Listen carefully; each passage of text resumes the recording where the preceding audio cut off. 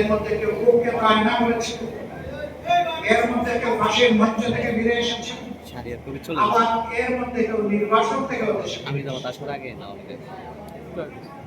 এরকম লোকদেরকে নিয়ে আমাদের বর্তমান সংসদ। এই সংসদ যদি মজলুম জনগণের দুঃখ না বুঝে তাইলে কোন দিনে কোন সংসদ বুঝবে? এটি হবে চরম লজ্জা। ৭০ বছরের দফায় দফায় যে ফেস্টিভাল বাঙালি বাংলাদেশি জাতিকে এগিয়ে দিতে দেয়নি, সেই ফেস্টিভালকে ২৪-এর বিপ্লবীরা ছুঁড়ে মেরেছিল বঙ্গোপসাগরে,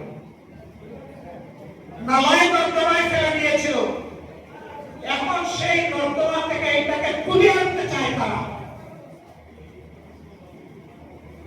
মনে রাখা দরকার, এই প্রজন্ম প্রমাণ করে দিয়েছে, এই প্রজন্ম যখন জেগে ওঠে তখন মাসের পর মাস আর বছরের পর বছর আন্দোলন করার প্রয়োজন হয় না। তখন ওদের মুখ চিপিয়ে যুদ্ধ করার সিদ্ধান্তই ফ্যাসিবাদীদের কলিজায় কাপড় ধরিয়ে দেওয়ার জন্য যথেষ্ট। আমরা বিশ্বাস করি এই প্রজন্ম যথাযথভাবে ফ্যাসিবাদের বিরুদ্ধে এখন তাদের অবস্থান স্পষ্ট। আমরা তাদের সাথে আছি, তারা আমাদের সাথে আছে। আমরা আপনাদেরকে কথা দিচ্ছি, প্রিয় বাংলাদেশে রক্ত মূল্য, জীবন মূল্য, জেল মূল্য, যত মূল্য দিতে হয় ফ্যাসিবাদকে আর আমরা ফিরে আসতে দিব না ইনশাআল্লাহ। এবং এই লড়াই কোনো দলের জন্য নয়, গোষ্ঠীর জন্য নয়, ব্যক্তির জন্য। মত জায়গায় থাকবে আর শুধু বোতল পরিবর্তন করা হবে, এটা হচ্ছে আমাদের এই জেনজিরা একজনকে সরাইয়া আরেকজনকে বসানোর জন্য এখানে আন্দোলন করে নাই। তারা ব্যক্তির এবং লিঙ্গের পরিবর্তন করার জন্য এই যুদ্ধ করে নাই, লড়াই করে। তারা লড়াই করেছে যে বন্দোবস্ত এই জাতিকে ফ্যাসিবাদের চাতাকলে পিষ্ট করেছিল, সেই বন্দোবস্ত পরিবর্তন। আমাদেরও লড়াই তাই। আমরা বিশ্বাস করি ন্যায় এবং ইনসাফের ভিত্তিতে একটা দেশ এবং জাতি গঠন করতে হলে একটা দলের নিজের ভিতরে আগে ন্যায়, ইনসাফ এবং গণতন্ত্রের চর্চা হতে হবে।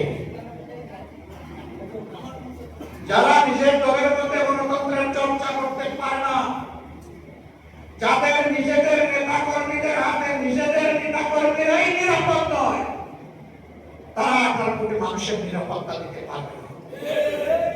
তারা জনগণকে গণতন্ত্র উপহার দিতে পারবে না, তারা ন্যায় এবং ইনসাফ জাতিকে উপহার দিতে পারবে না। জনগণ ঠিকই বুঝেছে, ২৪-এ জনগণ ঠিকই রায় দিয়েছে। হয়তো প্রশ্ন করতে পারেন, রায় যদি আপনারা পেয়ে থাকেন তাইলে সরকার গঠন করতে পারলেন না কেন?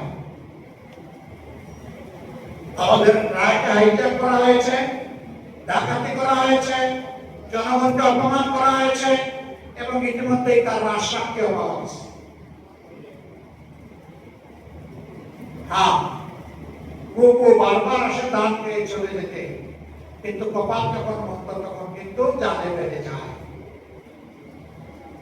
কুকুর, তুমি একবার জনগণের ধান খেয়েছো, আবার খাবার চিন্তা করো না। এবার আসলে ঠিকই তোমার লেজ, ঠিকই তোমার কান, ঠিকই তোমার ডানা অবশ করে দেওয়া।